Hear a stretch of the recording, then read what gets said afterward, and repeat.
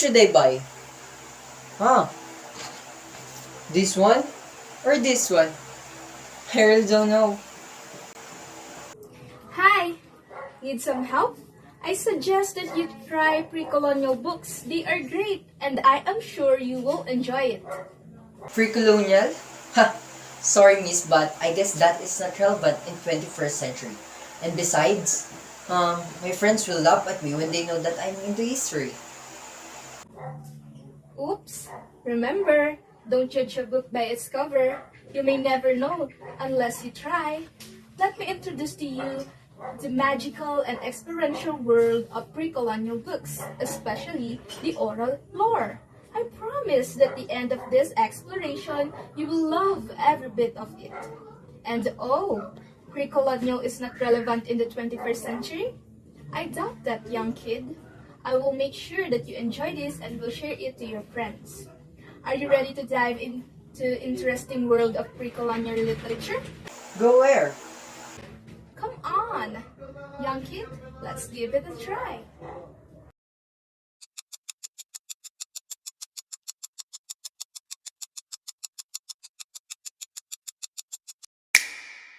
Welcome! We are now here at the pre-colonial Philippines. But first, let's define what is pre-colonial. So according to Merriam Dictionary, pre-colonial is a period concurring before an area undergoes a colonization. So now, let's define what is pre-colonial literature. So pre-colonial literature, it includes all the literature produced before the Spanish colonization. These were all passed down from generation to generation. And Philippine folk narratives are varied and distinct as they depict the people's livelihood, customs, traditions, and beliefs. And now, let's define oral lore. So what is oral lore?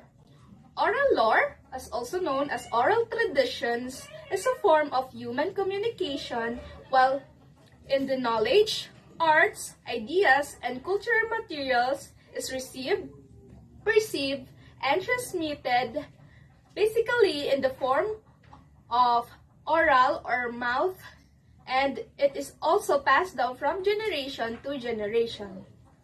The transmission is primarily through speech or songs that includes epics, riddles, proverbs, myths, legends, and epics. Now, let's dive deeper in the first type of oral lore. Welcome to the land of riddles. Do you know what is riddles? I got you. Riddles is an ancient verbal, poetic, or literary form in which contains superficial words and metaphor that functions figuratively. It is a verbal puzzle used for entertainment and testing the wit and alertness of the mind of our ancestors. Now, let me show you the riddles during the pre-colonial period in different language. In Bisaya, we call the riddles as tigmo-tigmo. Baboy sa lasang, ang tunok puro lansang. Or, in English, a wild pig of the forest is covered with spikes. Can you guess it? Right! It's nangka, or junk fruit. How about this one?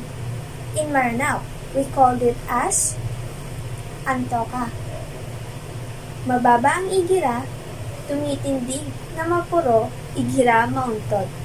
It's a right, aso or dog. Seems like we're in the end of the road. See you when I see you. Bye! Proverbs are used to illustrate a point. Stylistically, they differ from different forms of speech because they are metaphorical and symbolic in nature.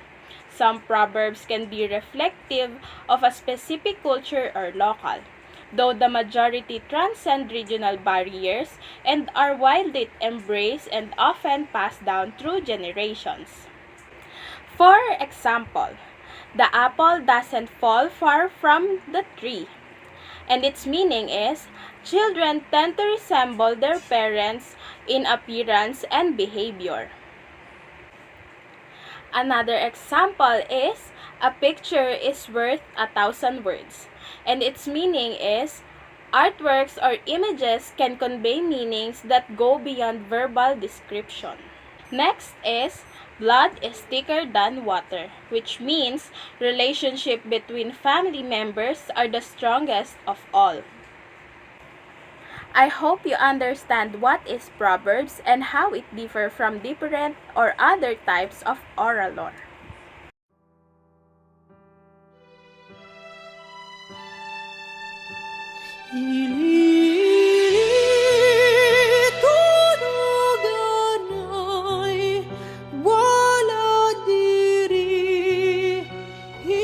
Hi, I'm Ira. Do you hear the music earlier? Is not it calming? What music do you think it is? You don't have any idea? If none, let's talk about it. The music earlier is what you called folk song, and its lead title is Ili Ili Tulog Ana, that came from Ilonggo tribe. Folk songs pertain to lyric poems that used to sing of the natives with the long of other East instruments. Moreover, it also refers to the beautiful songs that are informal expressions of our ancestors' experiences in life, and also this range from courtship, which they sing in a harana or a serenade for a girl, to lullabies, harvest, and also funerals and others. Other examples are the Magtanim ng Bibiro, Paru-Parong Bukid, Ili-Ili Tulog Anay, at Bahay Kubo. Hi, are you familiar to these creatures? Those are what we call mythical creatures. Mythology is a body of myths of a particular culture and also the study and interpretation of myth. Myth is a complex cultural phenomenon that can be approached from a number of viewpoints. In general, myth is a narrative that describes and portrays in symbolic language the origin of the basic elements and assumption of a culture. Mythic narrative relates, for example, how the world began, how humans and animals were created, and how certain custom, gesture, or forms of human activities originated. Almost all cultures past possesses or at one time possess and live in turn of myths. Myths are traditional stories occurring in a timeless past. They involve supernatural elements and they are beyond the frontiers of logic. Legends. Legend is a form of prose that is derived from medieval Latin word legenda, means things for reading. It is one of pre-colonial literary works that contains half-truth events that tackles the origin of a thing, place, location, or a name. The early Filipino customs are depicted in them as it entertains the people during gatherings and occasions.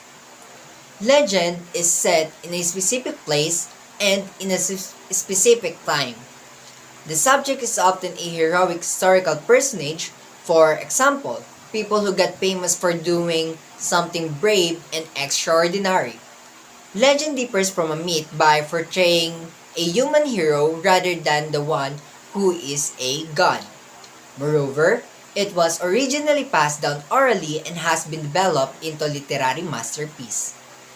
Every time the story was told, it became more exaggerated, and so it is now difficult to tell how much of the story is really true. Some example of this literary work is The Legend of the Sleeping Beauty of Kalinga, Legend of Dama de Noche, Legend of Banana Plant, Legend of Firefly, and Legend of Tagalog. Naimbag Arabiyo, Ilocano. I am here to discuss to you one of the greatest and most popular types of oral lore here in the Philippines, which is epic. So what is epic? So epic, it is a long narrative poem that discusses an adventure and journey of a hero. Philippines have rich in stories in different regions about the epic. Wow! I didn't expect that our country already practice and create various literary work that is meaningful and creative at the same time. Aside from that, I think it's a must for us to go back in our history and know the origin of something. And thank you, Miss, for helping me to realize the importance of pre-colonial period. And I will definitely encourage my friends to read a book that is related in our history too.